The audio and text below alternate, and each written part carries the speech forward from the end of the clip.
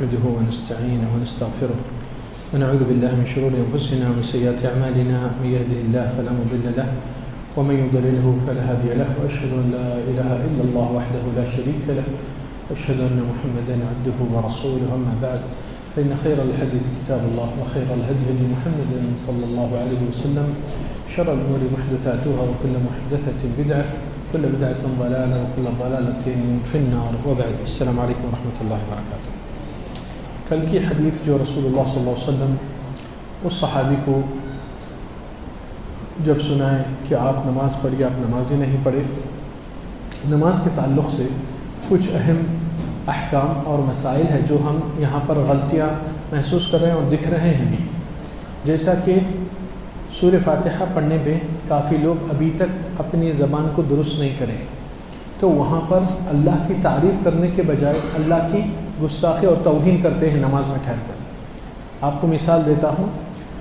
اللہ سبحانہ وتعالی قرآن مجید میں فرمائے وَتَرَى الْأَرْضَ هَامِدَةً، اور آپ کو زمین مردہ دکھتی ہے.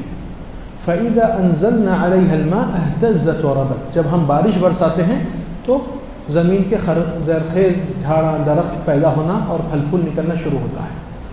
حامدہ عربی زبان میں مردے کو کہتے ہیں.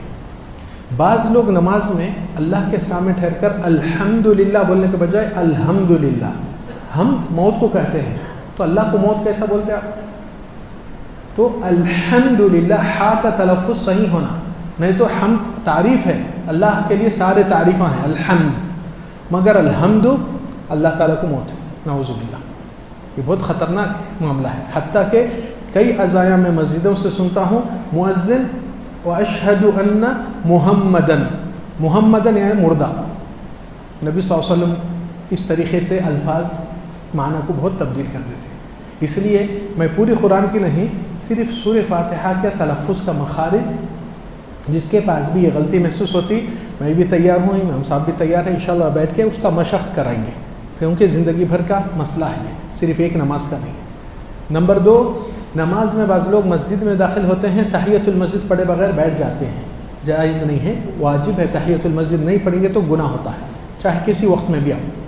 پھر دوسری چیز، بعض لوگ فجر کی نماز میں آتے ہیں اور 2 رکعت سنت فجر کی پڑھنے کے لیے جماعت ٹھہر گئے تو بھی وہ سنت پہ ہی رہتے ہیں، اور بعض تو جماعت چلتی ہے اور سنت ادا کرتے ہیں، یہ ان کی نماز رد ہو جاتی ہے، قابل قبول نہیں. نبی صلی اللہ علیہ وسلم فرمائے اذا اقیمت الصلاۃ فلا صلاۃ الا المکتوبہ، آپ کسی بھی وقت میں آؤ، جماعت ٹھہر گئی تو اللہ تعالیٰ دوسری نماز کو قبول نہیں کرتا ہے سوائے فرض جو ہو رہی ہے.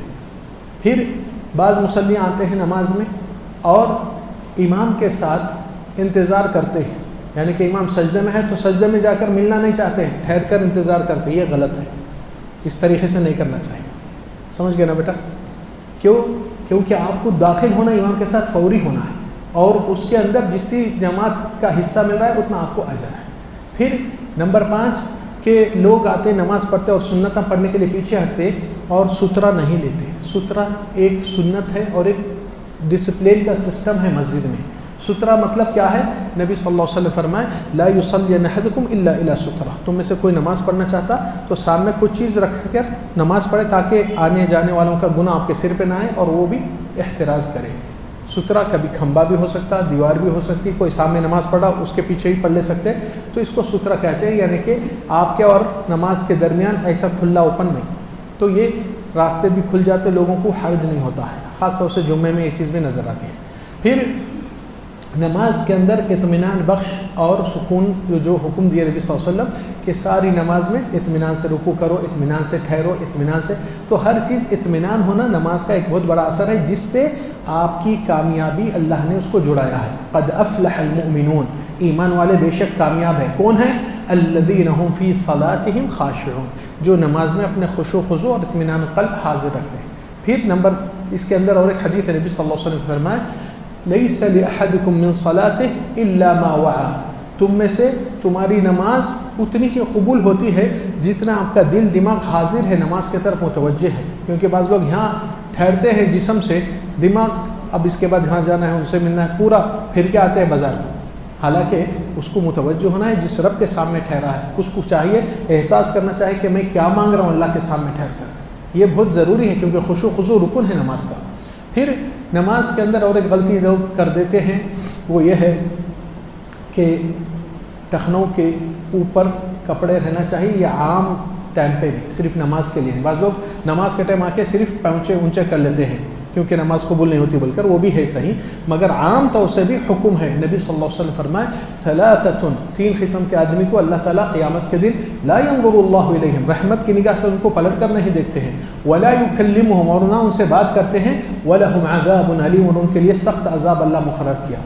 ان میں سے والمسبل ازارہ، جو کپڑوں کو، مرد حضرات کپڑوں کو ٹخنوں کے نیچے جو چلے جاتے ہیں، نبی صلی اللہ علیہ وسلم فرمائے ما اسفل الکعبین من الازار ففی النار، جو ٹخنوں کے نیچے کپڑا حصہ جاتا ہے وہ حصہ جہنم میں جائے گا، تو اپنے آپ کو بچا لو۔